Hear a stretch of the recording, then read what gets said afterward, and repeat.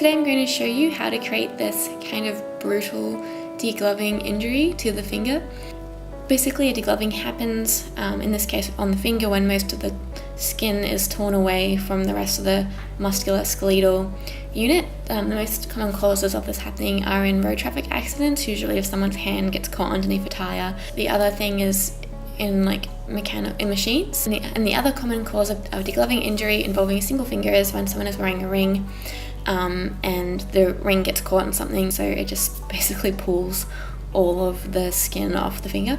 So the way this trick is made is basically hiding a finger in some kind of cloth or tissue or fabric where you can slide the finger through a slot, and then you put up a fake finger on the top.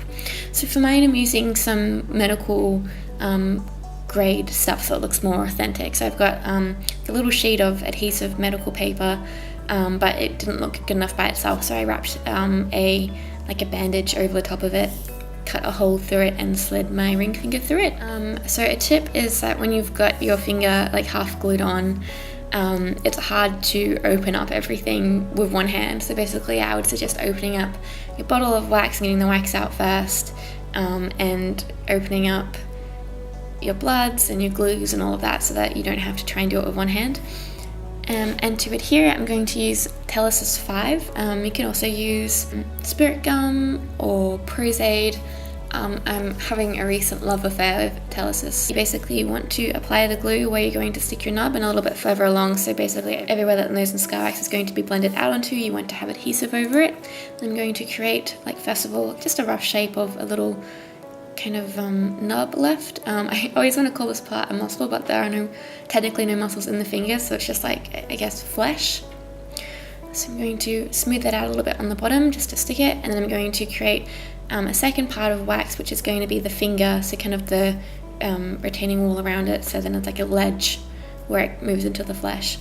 So I'm going to start with my spatula and my fingers, coated with a little bit of Vaseline, which helps to smooth it out, just to smooth out this nose and scar wax, so it's just kind of blended into the skin around it quite seamlessly. I'm going to make sure that ledge is pretty tight. I feel like it was a little bit too thick, so I've carved away a little bit of the fleshy part, and I'm just redefining that ledge or that wall where it's the skin versus the inner flesh. And try different tools to see what helps you to blend it out. So I've used a couple of different tools. This is a dental spatula, a dental tool that I'm using to try and carve it out. Fingers work pretty well. Makeup spatulas work pretty well. I'm going to go in and try and make that skin look like the rest of my hand, and that mostly involves putting in all of the lines of the hand. So with this, I'm also going to use a sponge to try and make the texture not as smooth, so it's got a little bit of bumpiness to it. And then I'm going to use a bunch of different tools just to kind of gently and softly put these lines, just following the lines that are already in my hand. I'm also trying to use a makeup brush here to smooth out those lines and get away any of the wax boogers, and just soften it a little bit. Here's another dental tool, so just basically try with the tools that you have, see what helps. Now for this part in the original image was a tendon, and I thought, because it was quite thin and quite translucent and quite soft, that using sculpt gel would be really cool to create that part. So I did make a semi-transparent white tendon looking thing out of silicone, out of sculpt gel, but it didn't cure in time. It took hours to cure, so something inhibited the cure. So basically I ended up grabbing my white colored wax, which is called bone wax, and trying to create the tendon with this had a little bit of issues because it's obviously going to be a little bit thicker because it's hard to get it as thin as the silicone because it just kind of sticks to everything, and it's going to be a lot more opaque and not have that kind of soft see-throughness, and so this ends up in it looking a bit more like a bone than a tendon. But either way, having some flesh, having some veins, having a white thing, it all kind of looks quite, look more like something that might be anatomically correct. I'm going to put a little bit more of the nose and scar wax down the bottom just so it looks like it's coming out of something rather than it's just being laid on top of something, just to kind of embed it a little bit better. I'm going to texture the wax a little bit, so it's got this kind of fleshy ripped upness to it. I'm using both my tools and my brushes just to kind of yeah, just to texture the surface a little bit. Now for the colouring, I'm going to use translucent thin washes of Skin Illustrator. This is my light flesh tones palette. I'm going to start out using quite diluted washes of the pinks, the Coral Adjuster and the Rose Adjuster. I'm going to use my stipple brush to stipple on some of the natural one tone, and a little bit of the blues to match the veins in my hand, and a little bit of the ivory colour to match the splotchiness of my skin. You see it's got quite a few highlights and then quite a few red splotches, and so we're trying to match that. Next I'm going to go in and try and paint the muscly colour, so I'm going to put some of the Coral Adjuster and the Rose Adjuster, again quite diluted, thin translucent layers because I don't want it to be too monotonous. And it's okay to go over the white bit in the centre because you don't want the white bit to be completely white or look out of place. So I'm just going to go over the skin again and put a little bit more of the blotchy red tones. And I'm going to go over with my finger and put in some of the lightest flesh tones like the ivory colour, just to try and get that blotchiness coming through by patting it with my finger. And then putting some more of the Rose Adjuster too, because you can see my skin's quite blotchy. Now I'm mixing in the Skin Illustrator blood colour with the from the FX palette with the Rose Adjuster colour, so it's not too bright pink and not too dark red. It's kind of this in-between muscly colour, and I'm just putting some thin washes over the muscle part, and if I feel like I've built up the colour too much and it's not enough variation, I go over it with a cotton tip dipped in isopropyl alcohol just to remove back some of that colour. I'm going in with some more of the blood tones. I'm going to apply some of the dark blood tones now, just in little splotches around to try and deepen some areas, especially around the base, and then again removing some of the colour so it's got some variation in it. Make sure you go all around the sides, so that spot's missing.